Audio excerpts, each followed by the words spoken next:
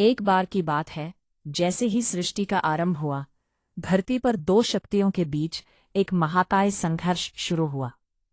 यीशु मसीह है, जो प्रेम और दया के प्रतीक थे, एक शांत सुनहरे धूप में चल रहे थे। उनकी आंखों में अनंत करुणा और विश्वास का एक महासागर था।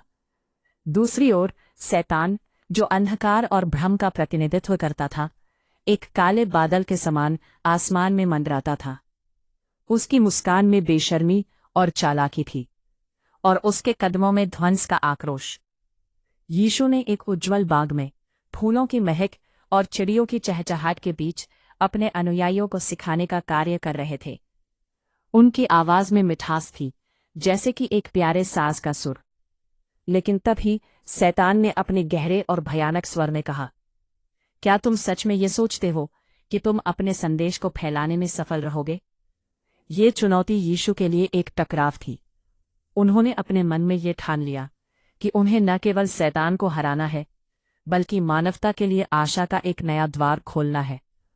शैतान ने अपने जाल फैलाना शुरू किया, अपने अनुयायियों में भ्रम और भय फैलाते हुए।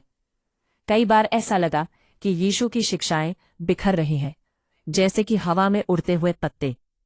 लेकिन उन्होंने हार नहीं मानी। उन्होंने अपने शब्दों में प्रेम और विश्वास का जादू भर दिया। एक दिन जब एक भारी तूफान उठ खड़ा हुआ, शैतान ने अपनी पूरी शक्ति से चुनौती दी।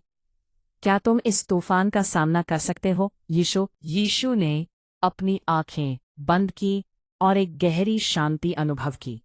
उन्होंने चुपचाप प्रार्थना की और फिर अपने हाथों को फैलाते हुए कहा, शांति हो। अचानक तूफान रुक गया, जैसे कि सृष्टि ने उनके आदेश को स्वीकार किया हो।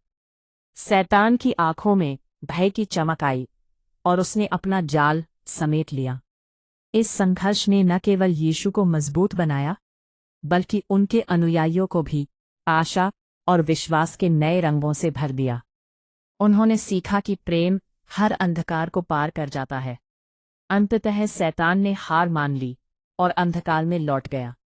यीशु ने अपने अनुयायियों को गले लगाया और कहा, हमेशा याद रखो, प्रेम की शक्ति सबसे बड़ी होती है।